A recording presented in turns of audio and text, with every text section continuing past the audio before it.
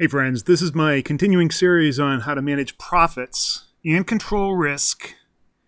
And hopefully these topics are helpful to you and give you a sense of what we find important at PatternCast and how these things are essential to our customers' success and hopefully for yours as well. And before we get started, take a moment to smash that like button and share this video on your social media. And at any time during the presentation, please leave a comment or a question. I read every single one of them, and I reply to as many as I can. Your input is very valuable to me. So in today's video, we're going to look at 6 common position sizing methods or techniques or strategies, which give you the best chance to maximize your profits. And at the end, I'll give you my opinion based on years of position sizing research and experience, and which is the best overall and easiest to implement method, and of course the most profitable. And I'll suggest a specific method that allows you to size trades based on the probability of profiting. And before we get started, there's something you need to understand and decide, and that's your personal tolerance and capacity for risk. Very important. I mention this all the time. And what that really means is that your risk tolerance is the emotional and psychological willingness for you to take risk, while the capacity for risk is your actual ability to sustain or take risk based on the size of your account or just how much money you have. Both of these are real numbers that only you can determine. And it's imperative that you know what they are before you put a single dollar at risk in the market. Now, perhaps I'll do a future presentation on how to calculate your personal tolerance and capacity for risk. Let's look at the most used or best known position sizing methods. The simplest and perhaps the best known are the fixed dollar amount, the fixed percentage amount, the fixed risk per trade, volatility-based sizing, the Kelly criterion, and finally the averaging down modified martingale, which is my personal favorite. It's kind of a mix between some of these methods and the averaging down method using like I said, a modified martingale. So without going into long descriptions on each method, I'm going to shortcut this whole thing and tell you that the fixed percentage is by far and the best and the most profitable way to calculate your position size. But it's not necessarily the simplest and not necessarily the most flexible. I mean, in terms of if you were to weigh simplest and easiest and best, that's where it comes out. But the method that I'm going to show you at the end, I believe, is the best method. Now this is just let me tell you that this is based on controlled experimentation, backtesting strategies, along with different position sizing methods. So I keep the basic account size the same, the strategies the same, and then just apply these different methods. And I've done this with, like I said, with extensive testing. So that type of testing provides great, useful hypothetical performance that consistently points to the fixed percentage method as superior, drastically superior in most cases. And that's why I use it in my favorite position sizing method. So I've also tested and confirmed the hypothetical results with real live trading across several accounts, large and small. So not only do you have to take into consideration whether or not you're just starting out and what you're going to gravitate towards, you'll naturally pick up one of these methods because of its simplicity and ease of use versus a very large account where things get a lot more complex and nuanced, where another method might make a lot more sense. All right, so let's get started. The fixed dollar amount. Now, just the way that sounds, it's a fixed size trade. So if you had a $100,000 account and your fixed size was, say, $5,000, you could have up to 20 trades running simultaneously. So if your capital increases to 250K, you could theoretically have 50 trades going at once. Now, this is pretty easy to implement with stocks and Forex and crypto because you can trade almost the exact value. So when you're choosing that $5,000 amount, it's very easy to choose the appropriate number of Forex units or crypto Satoshis or stock shares to easily match $5,000. With futures, that's not so much the case, especially when you have a smaller account. However, if you have a much larger account, that's a different story. Your granularity is so much bigger that it's pretty easy to do that. Also, you need to implement some additional strategy when employing the fixed size amount, the fixed size of your position size on the number of simultaneous trades that you should allow and the relative risk for each trade. Now, this isn't part of the strategy, but that's one of the cons of this. So being fully invested, though, taking that full 20 trades in your 100,000 or 50 trades in your 250K account without additional measures is simply too risky. So here we have an example where you have a $100,000 account and per trade's $5,000. Let's say we bought Apple. The current price of Apple is $248.92. If we were to divide that into 5,000, we'd find out how many shares that we could buy. And in this case, it would be 20.09. You can't buy 0.09, so we always round down. And so then the actual cost would be $4,978. Now let's suppose that we wanted to add something to that, like the marijuana ETF, MJ. Now here, we have to look at, what do we have left? We have $100,000 minus the cost for Apple at $4,978. We have $95,000 in change left. Remember, it's per trade $5,000, but MJ's price is only $20. So let's find out how many shares that we can purchase with our $5,000 fixed size amount. We just divide the price of MJ, which is currently at $20.26. It's been going down quite a bit lately. And that gives us 246 shares, 0.79. We round down to 246. So that cost is still just about $5,000. You can see how we can easily get to that $5,000 area by just adjusting the shares. Now, if I were to take a futures contract like the ESE Mini S&P 500, its cost is $6,500 of margin. It wouldn't fit into this category. Now, would I make an allowance for that? Probably. I think that's probably close enough, and I could, with that $100,000 account, I could add that.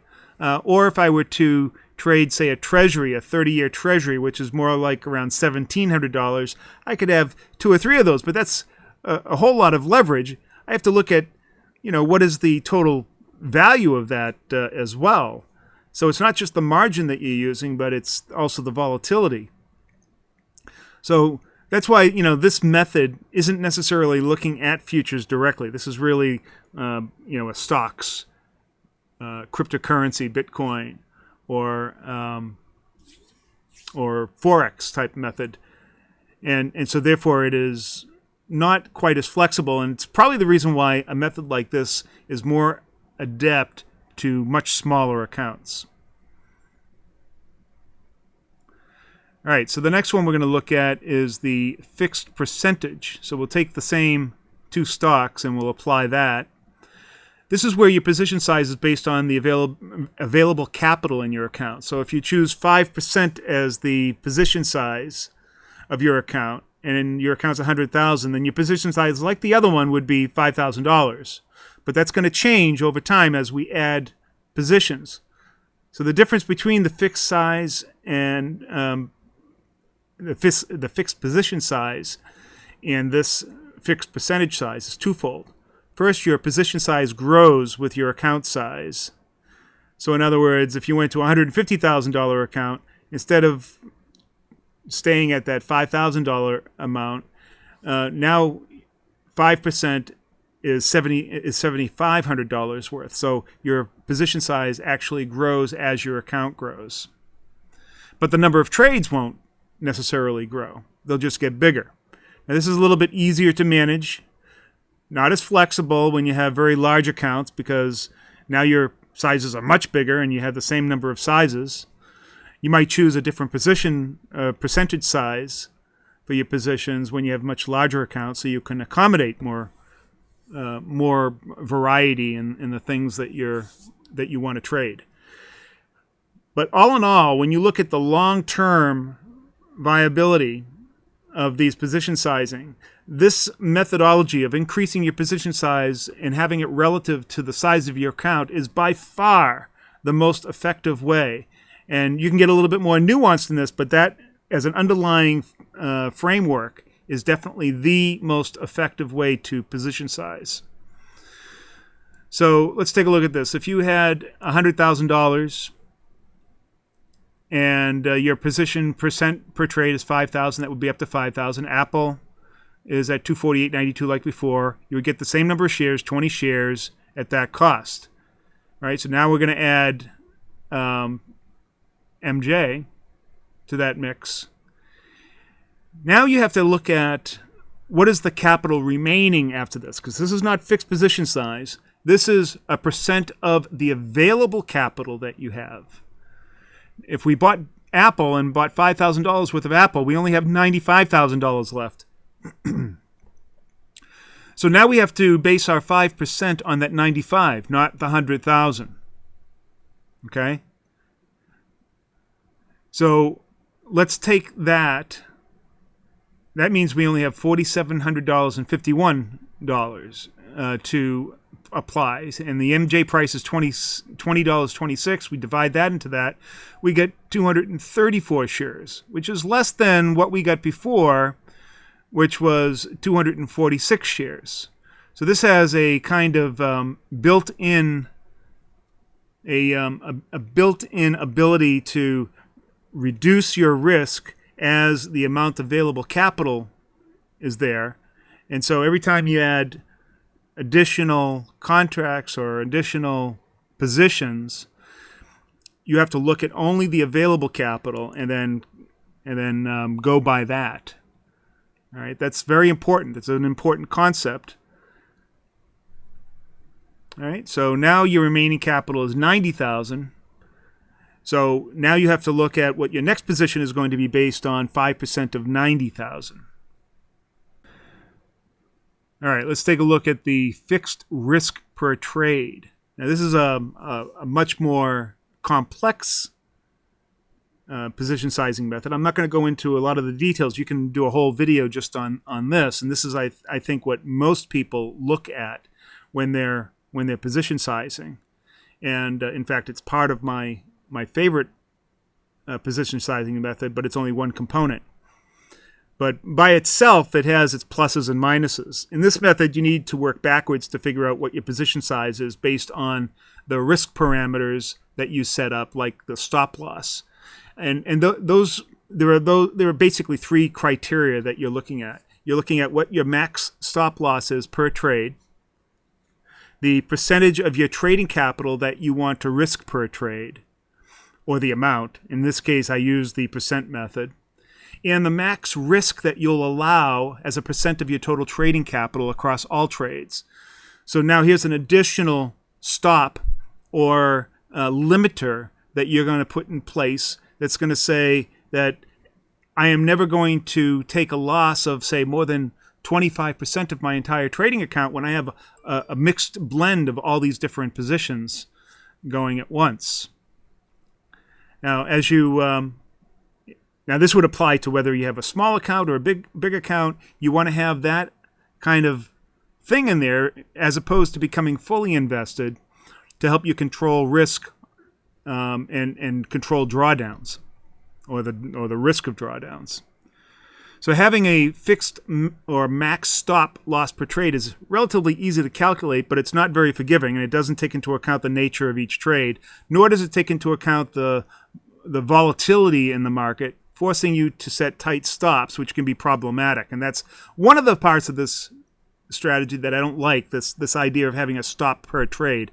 I prefer just having the stop for all the trades in play.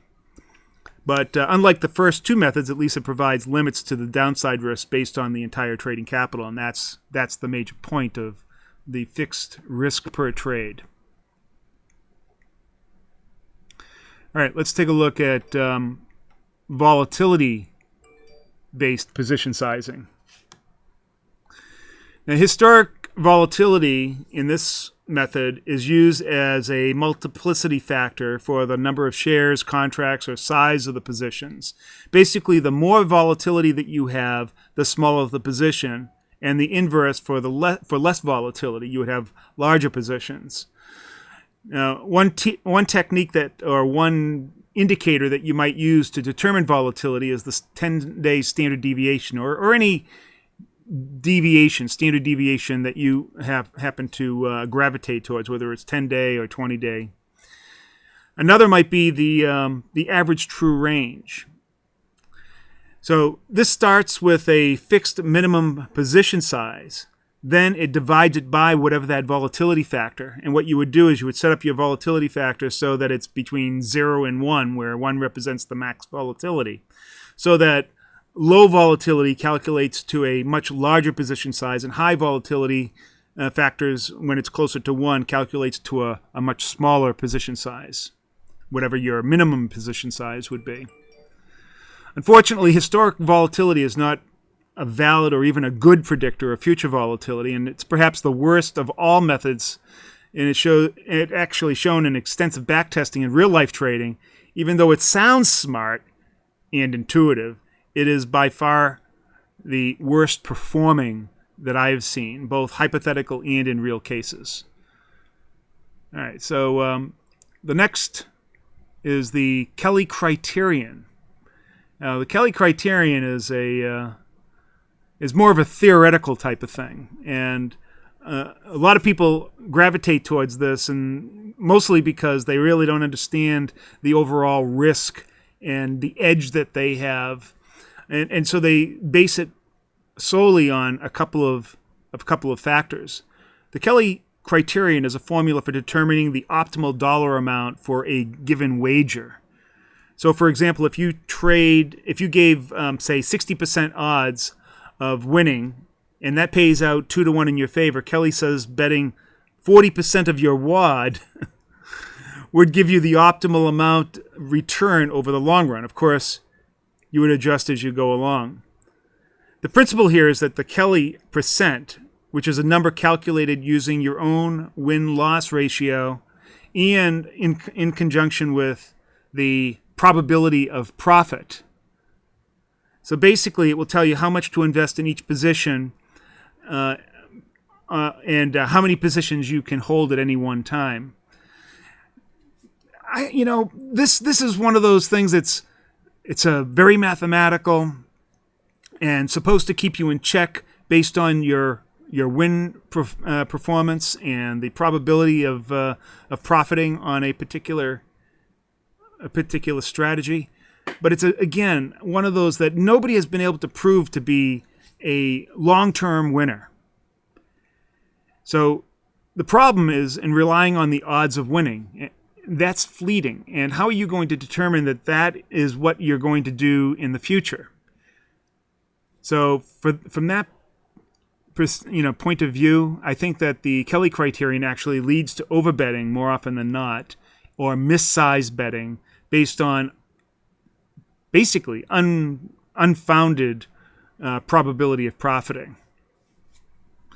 All right, so now we're down to what I consider my favorite and definitely the most complex, but it uses simple parts, the simple position sizing methods in combination, or different parts of those. It starts with the fixed risk and also the fixed percentage. So you start with determining what your overall position size, your full position size should be. And you come up with some number. And then that number, whatever it is, let's say it's $5,000, and that could also be a percent of your capital. You take that number and you divide it up into chunks. And you don't trade your full wad on any one trade at first. All right. And with that, you also look at what your probability of profit is and decide, well, how am I going to allocate this position that I have chunked up into, say, 5 pieces? And how I'm going to allocate that to this trade? I'll look at that trade and look at its probability of profit, its odds, its edge that it has based on whatever strategy that you have.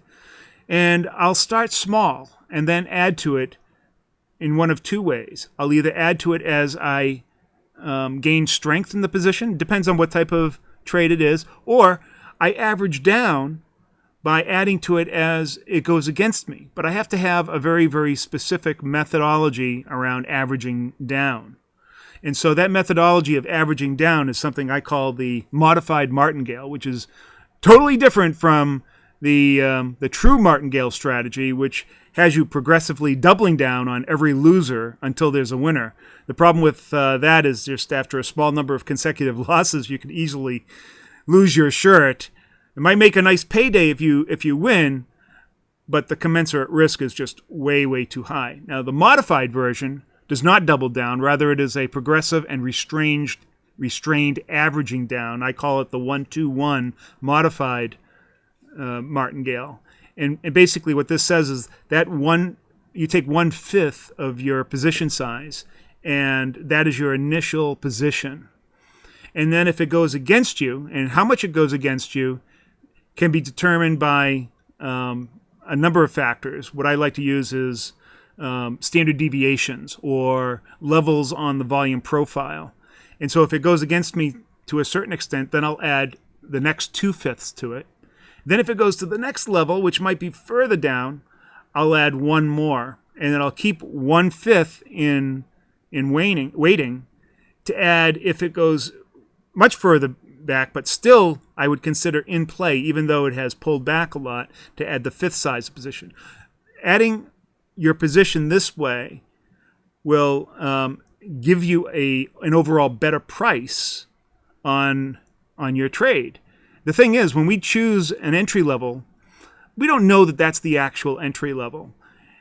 And it might be a very good entry level, but maybe, another 10, 20, 50 points down might be even a better entry level. And so that's why we start small and then add to the trade so that we can average down to what we believe is the best entry price.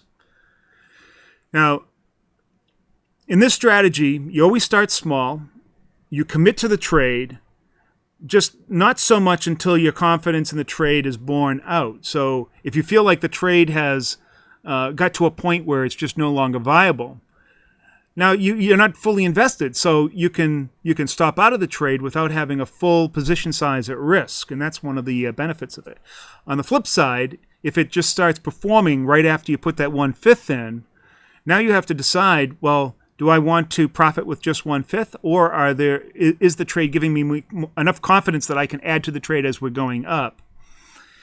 The other thing that this does for you is it allows you to scale in and scale out. So we saw the scaling in, but you can also do the same if your asset starts really moving up and then hits your target and then goes beyond it. At least now you have the ability, because you have tranches in this idea, you can take some of them off and lock in profits at different levels, but you can let that last 3/5, 2/5, or 1/5 go and take advantage of any kind of outlier trades. And so this is the reason why it is my favorite way to size, because it abides by that principle of buying into weakness and selling into strength, which is definitely a professional trader's mantra. All right, so there you go. There are my